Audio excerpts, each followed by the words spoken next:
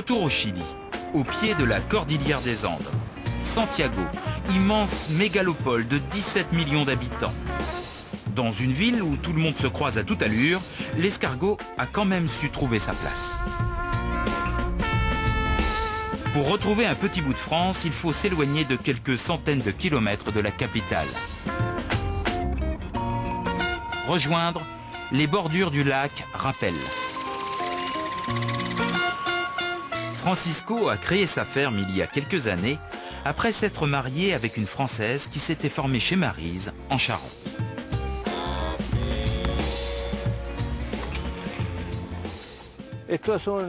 Ça, c'est de l'avocat. C'est un des aliments préférés de l'escargot pour sa richesse en huile. L'exportation vers les assiettes européennes constituait sa principale activité. Mais en 5 ans, le prix du kilo d'escargot a été divisé par 4. Salut Carlos! Comment ça va? Tout se passe bien? Plus assez rentable, il a donc fallu s'adapter. Sur les traces des Mapuches, Francisco est entré dans le business baveux de l'escargot.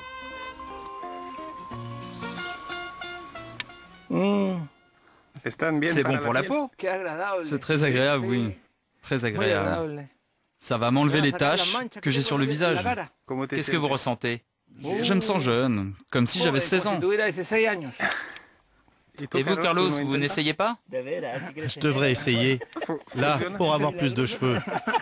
La bave d'escargot, un marché très lucratif en Amérique latine. La tradition mapuche semble avoir fait des émules, mais pas toujours bien intentionnées.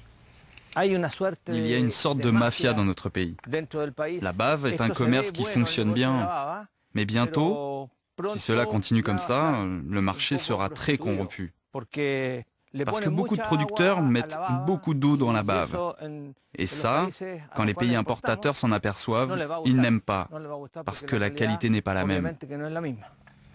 Pour prélever 1 litre de mucus, il faut pas moins de 600 gros gris.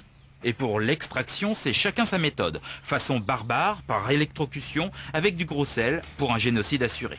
Ou à la manière de Francisco. C'est ici qu'on extrait la bave d'escargot. Alors vous pouvez nous expliquer comment on fait? Non, je suis désolé, ça c'est un secret professionnel. Peu de gens le savent, alors nous devons garder le secret. Un mystère qui ne nous sera pas révélé.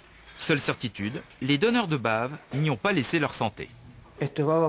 Ça c'est de la bave pure. Quand on te parle de bave pure, c'est comme ça qu'elle doit être. Tout le reste c'est du faux. Ça, c'est pur. Et on peut obtenir combien de litres de bave par jour? Par jour, en principe, 1 litre. Seulement 1 litre? Seulement. Par personne? Oui, 1 litre par jour, avec beaucoup de patience. Cette année, Francisco et Carlos en auront récolté 150 litres. 90 000 escargots auront bavé pour le plus grand bonheur de notre épiderme.